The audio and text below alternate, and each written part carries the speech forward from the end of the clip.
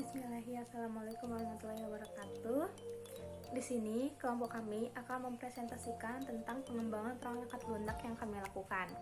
Nah, pengembangan perangkat lunak ini kami memilih mengembangkan perangkat lunak mesin kasir pintar yang akan dinamakan dengan mesin kasir Master Accounting.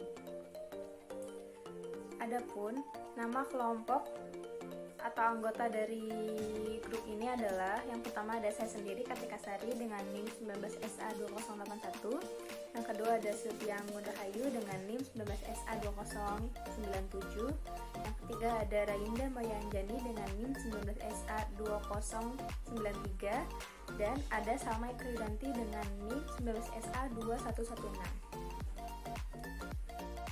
Nah, adapun untuk Master Accounting sendiri merupakan suatu terobosan dalam bidang ekonomi untuk pengembangan produk mesin kasir pintar yang di dalamnya terdapat suatu software khusus yang dapat menyimpan data produk baik dalam penyimpanan stok barang atau data harga, arsip data karyawan, serta kegiatan transaksi yang akan dilakukan dalam perangkat lunak tersebut.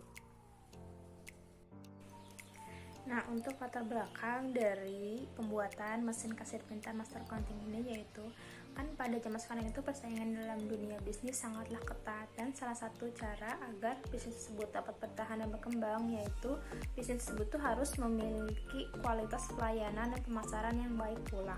Nah, salah satu teknik pelayanan pemasaran yang baik itu dengan membuat suatu sistem yang terkomputerisasi dengan baik. Sistem ini merupakan salah satu kecanggihan teknologi yang paling banyak diminati pada saat ini. Banyak sekali aktivitas di dalamnya yang dahulu digunakan secara manual dengan menulis di buku perhitungan menggunakan neraca atau tanpa alat bantu. Nah, kegiatan tersebut sekarang telah diganti menjadi suatu sistem yang terkomputerisasi. Contohnya penggunaan mesin kasir pintar ini.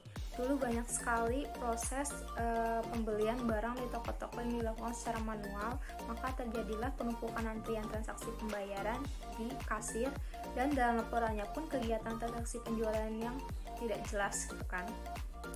Maka dari itu kami akan mengubah sistem kasir tersebut yang tadinya manual akan diubah menjadi sistem yang terkomputerisasi. Karena sistem terkomputerisasi ini dapat melakukan proses dengan cepat, tepat, akurat, serta meminimalisir kesalahan dengan baik dalam antrian pembayaran maupun laporan penjualan atau transaksi jual beli. Nah, maka dari itu kita akan membuat sistem mesin kasir pintar yaitu Master Accounting yang sangat modern untuk desktop dan berbasis website. Nah, keuntungan dari sistem mesin kasir pintar Master Accounting ini yaitu penggunaannya memudahkan pemilik dalam memantau perkembangan transaksi tokonya dan memudahkan pegawai toko, lebih tepatnya seorang penjaga kasir, untuk melakukan semua proses transaksi ataupun pembayaran yang tepat dan meminimalisir kesalahan perhitungan yang mungkin terjadi dalam kegiatan transaksi. Nah, target pengguna dari sistem mesin kasir pintar atau Master Accounting ini ada dua pihak. Yang pertama ada si pemilik toko dan yang kedua ada penjaga kasir.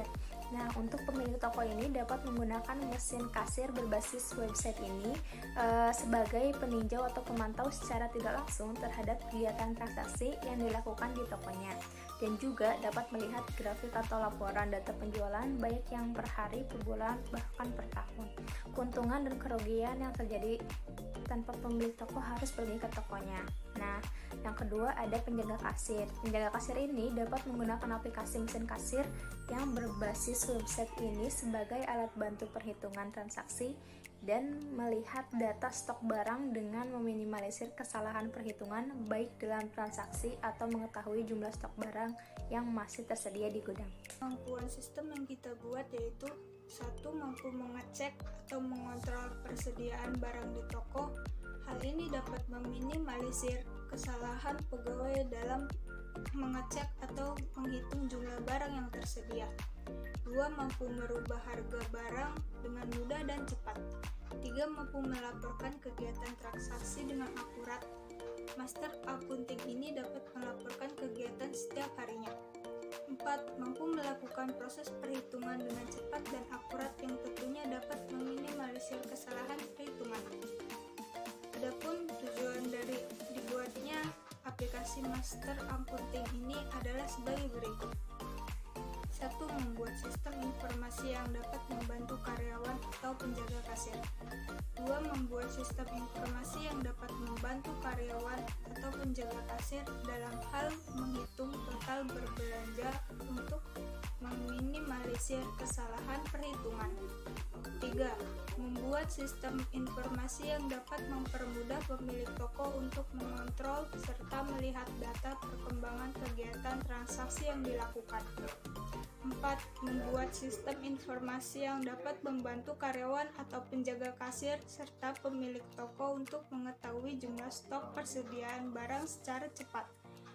Adapun model yang kita pilih untuk membuat sistem ini, yaitu model waterfall. Model ini dirancang bagi perkembangan secara garis lurus dengan mengandaikan bahwa sebuah sistem lengkap akan disampaikan setelah urutan linear tersebut dilengkapi. Model ini mengusulkan sebuah pendekatan perkembangan perangkat lunak yang sistematik dan sekuensial yang dimulai pada tingkat dan kemajuan sistem pada seluruh analisis, desain, kode, pengujian, dan pemeliharaan.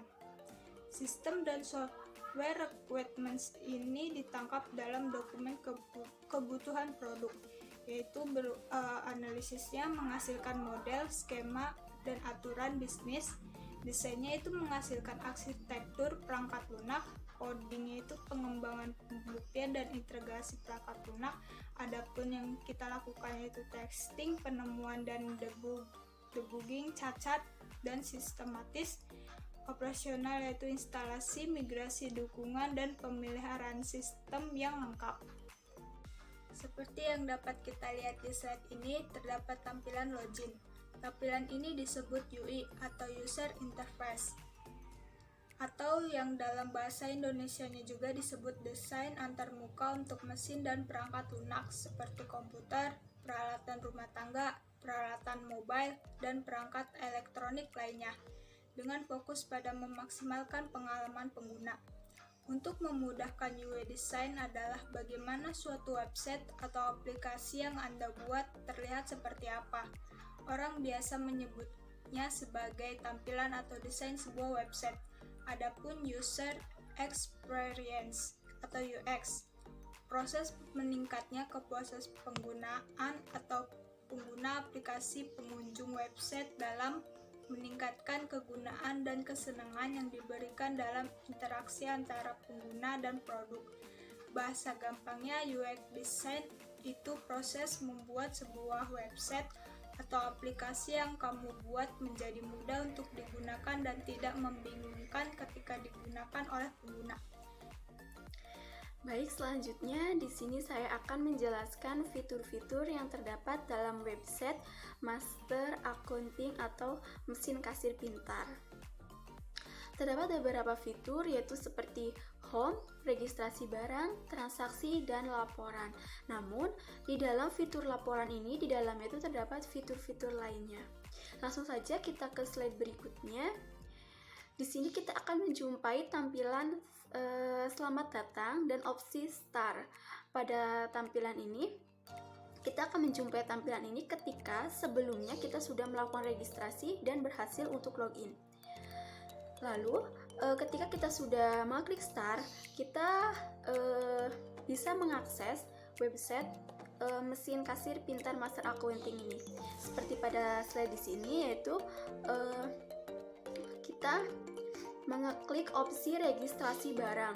Registrasi barang ini di dalamnya itu terdapat ID barang, nama barang, harga, dan jumlah. Contoh, saya menginputkan ID barang 1 dengan nama barang sampo dan harganya itu misal 10.000. Jumlahnya itu jumlah beli. Jumlah beli misal saya membeli 5. Jadi ID barang 1, nama barang sampo, harganya 10.000 dan jumlah belinya itu misal 5. Lalu kita dapat mengekliknya submit. Mengeklik submit ini secara otomatis nanti secara otomatis data yang sudah kita inputkan tadi akan masuk ke bagian transaksi, ke fitur transaksi. Pada fitur transaksi ini itu terdapat dua opsi atau dua tampilan, yaitu tampilan submit barang dan daftar barang. Pada tampilan submit barang ini merupakan data yang sudah tadi kita inputkan sebelumnya pada transaksi. Namun di sini itu terdapat total. Total itu jumlah keseluruhan yang harus dibayarkan pembeli. Misal saya sebagai pembeli, namun di sini saya hanya membeli sampo. Di sini saya hanya membeli sampo dengan ID 1, nama barang sampo, harga 10.000 dan jumlahnya 5. Di sini total yang harus saya bayarkan itu 50.000. Perhitungan di sini itu secara otomatis akan terhitung. Lalu selanjutnya pada opsi daftar barang itu sebenarnya sudah terhubung dengan pada saat kita di bagian transaksi submit barang. Namun pada bagian daftar barang ini terdapat opsi tambahan, yaitu seperti diskon. Pada diskon ini, jadi ketika kita membeli barang, namun salah satu barang itu sedang ada promo, sedang ada total bayar yang harus saya bayarkan itu misal 100.000. Namun salah satu barang yang kita beli itu ada promo, jadi kita hanya membayar 50 saja. Di sini pada daftar barang ini kita masukkan diskon misal 50%, lalu secara otomatis akan muncul atau tampil jumlah keseluruhan yang kita bayarkan, yaitu 50.000. Perbedaan dengan opsi submit barang itu, kalau di bagian submit barang itu hanya tertera total bayar tanpa dikurangi dengan diskon. Namun pada daftar barang ini total bayarnya itu sudah dikurangi dengan diskonnya, seperti itu. Lalu di sini ada hasil. Hasil di sini itu nanti akan terhubung ke bagian laporan penjualan. Di mana laporan penjualan ini itu jadi misal tanggal 17 kita melakukan transaksi atau jual beli, misal ID 1, jumlah beli 2, yaitu misal tadi kan ID 1 sampo, jumlah belinya itu 3 misal, seperti itu. Dan pada laporan penjualan ini itu terdapat tabel ID, jumlah beli, tanggal, dan total belanja, seperti itu. Lalu ada opsi search. Pada opsi search ini, jadi ketika kita hanya ingin menampilkan pada tanggal sekian penjualan apa saja sih, transaksi apa saja sih yang telah dilakukan pada tanggal sekian. Misal kita ingin mengetahui pada tanggal 17 Desember itu kita melakukan transaksi apa saja. Misal di sini pada tanggal 4 bulan 12 kita melakukan transaksi dengan ID 1, jumlah belinya itu 3, seperti itu, dan total belanjanya itu 150.000, seperti itu. Selanjutnya pada slide selanjutnya itu ada data karyawan. Data karyawan ini di dalamnya itu terdapat nama, ID karyawan, nama karyawan, umur karyawan, dan jenis kelamin karyawan. Pada ID karyawan ini misal dengan ID 1, yaitu namanya Sylvia, umurnya 19 tahun dan jenis kelaminnya wanita.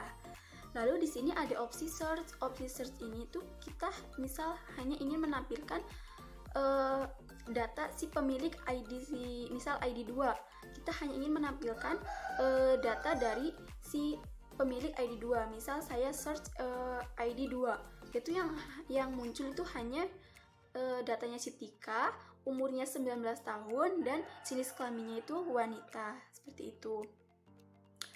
Lalu selanjutnya ada bagian laporan stok barang. Pada laporan stok barang ini sebenarnya sudah terhubung dengan pada saat awal kita melakukan registrasi barang.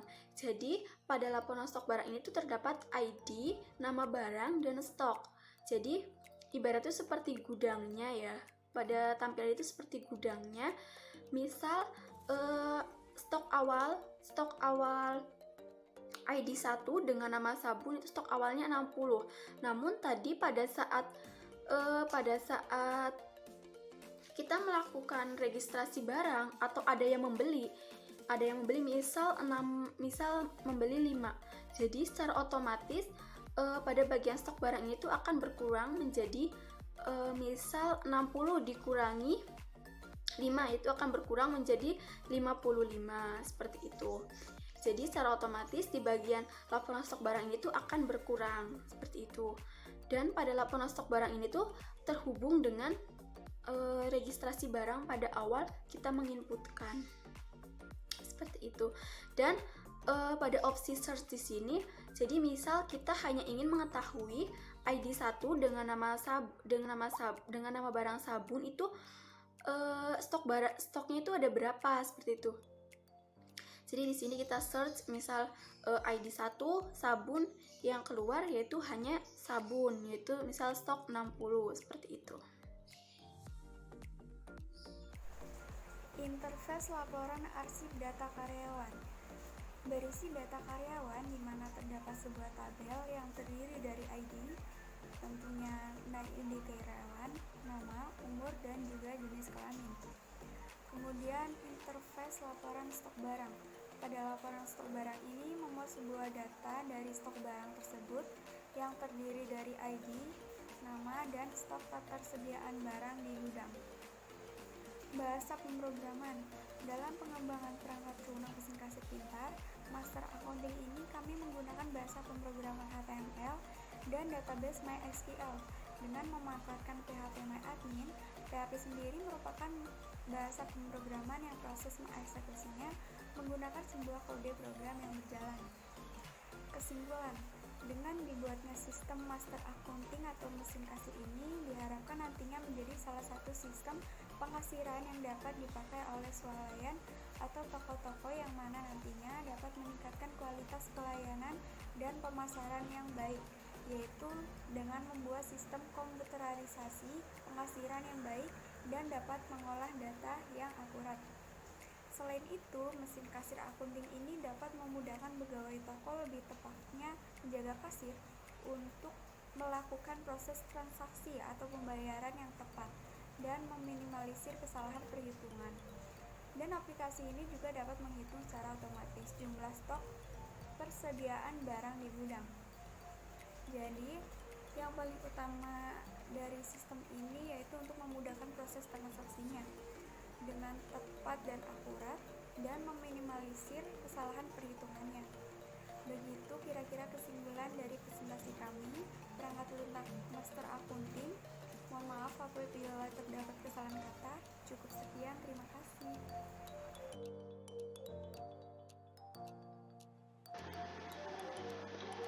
Assalamualaikum warahmatullahi wabarakatuh.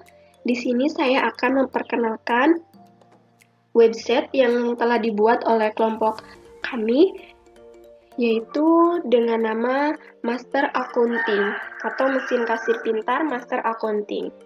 Namun sebelumnya di sini saya akan menjelaskan terlebih dahulu apa sih tujuan kita membuat website ini, yaitu tujuannya untuk mempermudah pemilik toko dalam mengetahui stok barang dan transaksi yang telah dilakukan. Selain itu, juga untuk memudahkan karyawan atau penjaga kasir dalam menginputkan transaksi atau barang yang telah dibeli. Selanjutnya, di sini tampilan pertama dari website mesin kasir pintar Master Accounting ini yaitu terdapat tampilan login. Tampilan login ini penjaga kasir dapat memasukkan username dan password. Namun, kita dapat melakukan login ini ketika kita sudah melakukan registrasi atau pendaftaran terlebih dahulu. Jadi, login ini dilakukan ketika kita sudah memiliki akun. Namun, jika belum memiliki akun, kita dapat mendaftarnya. kita dapat klik di sini, daftar di sini, kita klik, lalu akan muncul tampilan seperti ini, yaitu kita dapat memasukkan email, username, dan password. Setelah kita memasukkan email, username, dan password, kita dapat melakukan registrasi. Selanjutnya, ketika kita sudah melakukan registrasi, otomatis kita sudah memiliki akun dan kita dapat melakukan login. Ketika kita sudah login, kita akan menjumpai tampilan home. Tampilan home ini yaitu menu awal dari setelah kita login. Kita akan menjumpai tampilan selamat datang dan menu start. Di sini kita dapat mengklik start. Setelah itu, kita akan menjumpai fitur-fitur yang terdapat di dalam website Master Accounting ini. Terdapat beberapa fitur, di antaranya yaitu home, registrasi barang, transaksi, dan laporan. Namun, di dalam fitur laporan ini, di dalamnya terdapat beberapa fitur lain seperti laporan penjualan, laporan arsip karyawan, dan laporan stok barang. Di sini saya akan memperkenalkan satu persatu fitur-fitur yang ada dalam website Master Accounting ini. Yang pertama yaitu kita masuk ke registrasi barang.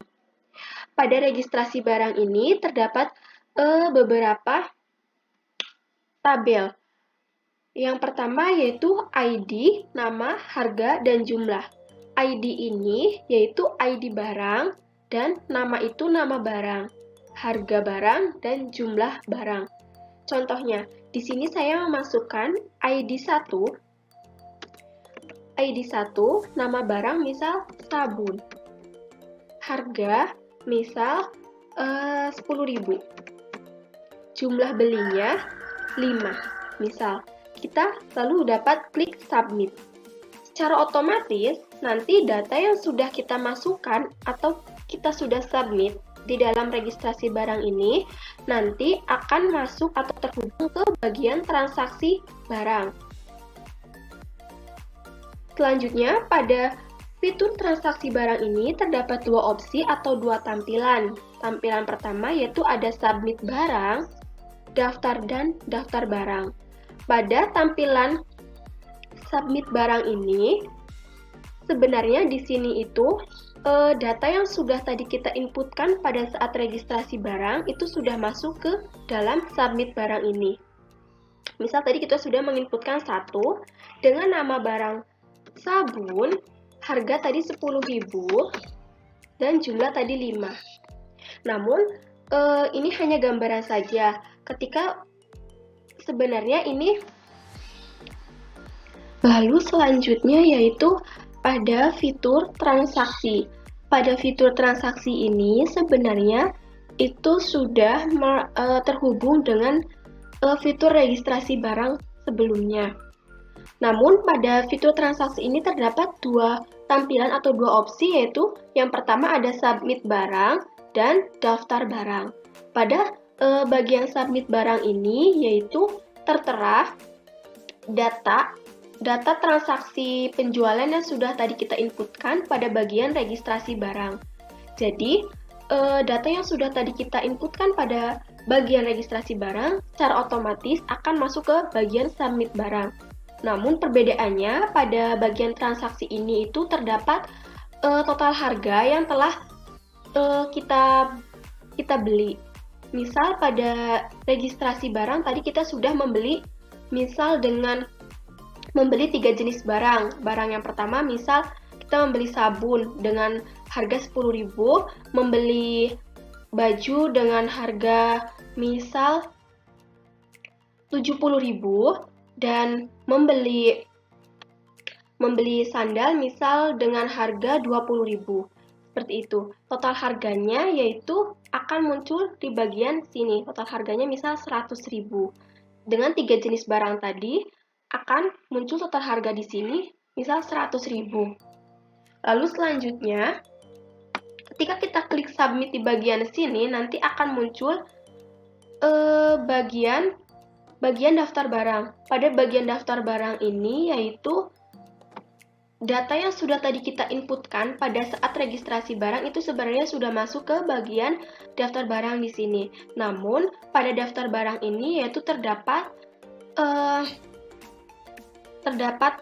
tabel atau menu untuk kita memasukkan diskon harga. Misal, ketika salah satu barang atau jenis barang sedang ada promo, misal mendapatkan promo 50%. Di sini kita dapat memasukkannya promo 50%. Secara otomatis, harga yang tertera di sini di bagian daftar barang ini sudah dikurangi oleh diskon. Jadi misal tadi di bagian submit barang di sini 100.000, namun pada daftar barang ini kita masukkan diskon 50%. Jadi secara otomatis 100.000 ini sudah dihitung atau dikurangi 50%, yaitu menjadi 50.000. Kita membayar hanya 50.000. Seperti itu. Lalu di sini ada opsi hasil. Hasil ini ketika kita klik hasil, sebenarnya ini masuk ke bagian fitur laporan. Lanjut ke fitur laporan. Pada fitur laporan ini yaitu terdapat fitur lain. Yaitu yang pertama kita bahas yang pertama terlebih dahulu, yaitu laporan penjualan. Pada laporan penjualan ini terdapat beberapa tabel, yaitu ID, jumlah beli, tanggal, dan total belanja. Data penjualan ini juga sama, yaitu sudah terhubung dengan registrasi barang. Jadi pada saat kita melakukan atau menginputkan registrasi barang tadi, itu datanya sudah secara otomatis terhubung ke bagian laporan penjualan dan masuk ke data penjualan. Namun pada bagian data penjualan ini yaitu terdapat tabel tanggal. Pada tabel tanggal ini yaitu karena pada bagian tanggal atau pada bagian tabel tanggal ini yaitu ketika kita tadi saat melakukan atau menginputkan registrasi barang, yaitu tanggalnya secara otomatis akan tertera di sini. Yaitu misal tadi kita menginputkan barang pada tanggal 4 bulan 12. Seperti itu di sini. Dan di sini ada bagian atau opsi search. Opsi search di sini yaitu ketika kita hanya ingin mengetahui penjualan atau transaksi yang telah dilakukan misal pada tanggal 4. Pada tanggal 4 misal kita sudah melakukan transaksi apa saja sih, seperti itu. Misal kita di sini mencari search 2020 12/04. Nah, jadi yang tertera di sini, yang tertampil di sini itu hanya transaksi yang telah dilakukan atau transaksi hanya yang terjadi pada tanggal 4 ini, seperti itu. Misal di sini pada tanggal 4 bulan 12 transaksinya yaitu dengan ID barang 1, jumlah belinya 3, dan total belanjanya yaitu 150.000. Seperti itu. Selanjutnya terdapat fitur laporan arsip karyawan. Pada fitur laporan arsip karyawan ini terdapat beberapa tabel, yaitu seperti ID, nama, umur, dan jenis kelamin. Pada tabel ID ini yaitu diibaratkan sebagai pengenal identitas dari karyawan. Jadi misal di sini ID 1 dengan nama Sylvia, umur 19 tahun, jenis kelamin wanita. ID 2 dengan nama Tika, umur 19 tahun, jenis kelamin wanita. Begitupun seterusnya. Jadi di sini, misal kita hanya ingin mengetahui data dari si karyawan dengan pemilik ID 4, misal. Kita dapat search di sini, kita misal ID 4. Nah, dengan kita mencari dengan ID 4, itu yang tertera di sini hanya si pemilik ID 4, yaitu dengan nama Alma, umur 19 tahun, dan jenis kelamin wanita. Seperti itu. Contoh lain misal dengan ID 3. Nah, yang tertera pemilik ID 3 dengan nama Rayinda, umur 19 tahun, jenis kelamin wanita. Seperti itu. Selanjutnya, fitur stok barang, laporan stok barang. Pada laporan stok barang ini, juga sama, hampir sama dengan bagian transaksi di bagian daftar pembelian.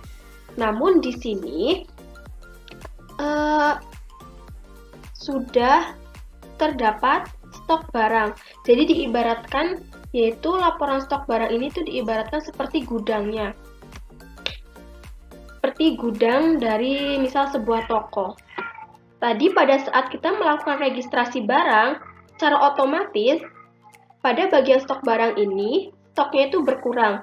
Misal, tadi pada saat registrasi barang, kita terdapat pembeli, misal membeli dengan ID 1, misal dengan pembeli membeli sabun dengan ID 1, misal jumlah awalnya itu tadinya itu di sini 100. Namun pada saat registrasi barang tadi di sini si pembeli itu membeli 40. Jadi secara otomatis di sini tuh berkurang menjadi 60. Seperti itu.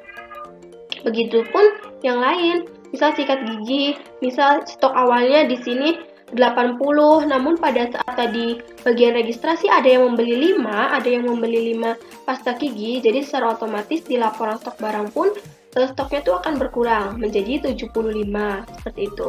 Di sini ada bagian search, dan di sini ketika pemilik toko atau karyawan hanya ingin mengetahui stok barang dari, misal hanya ingin mengetahui stok barang sampo itu ada berapa sih gitu. Jadi kita di sini dapat mencarinya itu dengan ID. ID misal kita ingin mencari sampo dengan ID 4, kita cari 004. Nah, stok barangnya yaitu yang tertera dengan ID 4, nama barang sampo, stok barangnya itu 90. Seperti itu.